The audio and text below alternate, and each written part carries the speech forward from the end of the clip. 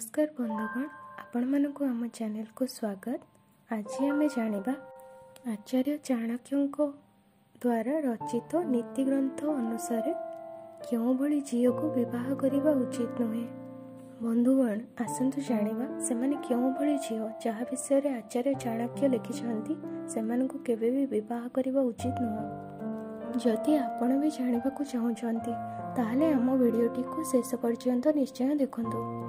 समस्तिंक जीवन में विवाह गोटे गुरुत्वपूर्ण अध्याय। समस्ते निज विवाहर समय को अपेक्षा करी रही थांती। विवाह जीवन जाकर गोटे पवित्र बंधन। केही भी यह भाविकी विवाह करे नहीं जे विवाह पर तार जीवन दुखमय हो। एथिपाई जीवन साथी बाछिबा पूर्व समस्ते किछि न किछि जिनिस देखंती।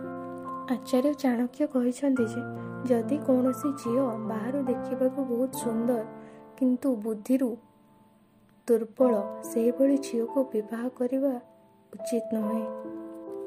आंतरिक सौंदर्य जदि कौनसी झील भितरु बहुत कठोर एवं जिदखोर से भली झील जिते सुंदर हेले भी से भली झील को विवाह करने ठीक होई न थाए।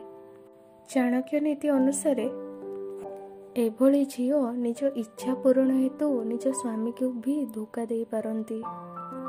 चाणक्य कहते जदि कौनसी झील को मिछ कहबार अभ्यास अच्छी ताहले से तार ए अभ्यास को निज स्वामी विरुद्ध भी प्रयोग करिपारे।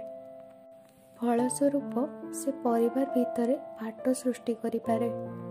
पुरुष मानकु एभली झील सहित केबे भी विवाह करबा उचित नुहे। खराब स्वभाव जदि कौनसी सुंदर झीर स्वभाव खराब होता है तेबे स्वामी सहित तार संपर्क दुखदायक ही होता है। सेथिपाई कौनसी व्यक्ति को एभली झील सहित विवाह करबा उचित नुहे। आचार्य चाणक्य कहते जे जो झीर पारिवारिक परिवेश खराब थाए से भली झील जिते सुंदर हेले भी ताको विवाह करबा उचित नुहे। चाणक्य अनुसार खराब परिवेश रु आसीथिबा झील घर संभाळिबा बदଳରେ घर भांगी देइथाए। आचार्य चाणक्य कहते जो झील निज परिजन लोकों को धोखा दिए से निज स्वामी की भी धोखा दे पारे। एथिपाई से भली झील को विवाह करबा उचित नुहे। आजिर समय रे चाणक्यंकर एही नीति उपरे तर्क वितर्क होई पारे किंतु चाणक्य को लगुला गोटे झील को घर गृहस्थी कार्य पारंगम हासिल हेबा दरकार। चाणक्य अनुसार जदि कौनसी झील घर गृहस्थी कार्य जानी न थाए तेबे ताको विवाह करबा केबे भी उचित होई न थाए।